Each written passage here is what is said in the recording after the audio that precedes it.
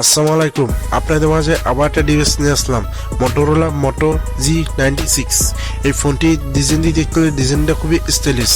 Body ফের হলো বিজ্ঞান লেদার।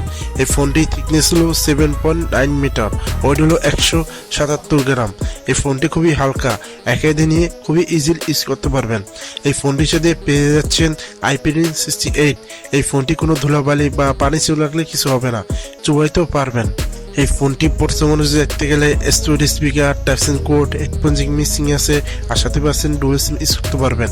পাচ্ছেন সেকেন্ড হ্যান্ড নয়েজ পলিউশন নাই, আর পাশাপাশি ইন ডিসপ্লে ফিঙ্গারপ্রিন্ট স্ক্যানার পেয়ে যাচ্ছেন, আর পাশাপাশি অ্যান্ড্রয়েড ভার্সন 15 পেয়ে যাচ্ছেন।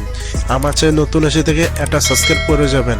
এই ফোনটি ডিসপ্লে দিয়ে দেখতে গেলে 6.67 ইঞ্চ কাঠ LTPO OLED display, 1 billion colour, আর সাথে পাচ্ছেন 144 Hz রিফ্রেশ রেট।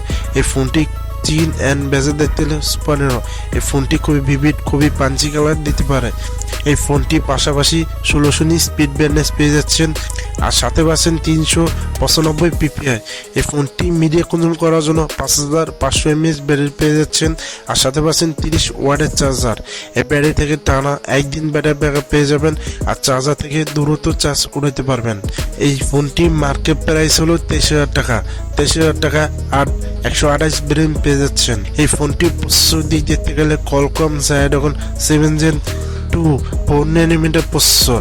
এই প্রসেসর থেকে পাবজি বা ফ্রি ফায়ার যে কোনো গেমস লেভেলে গেমিং করতে পারবেন।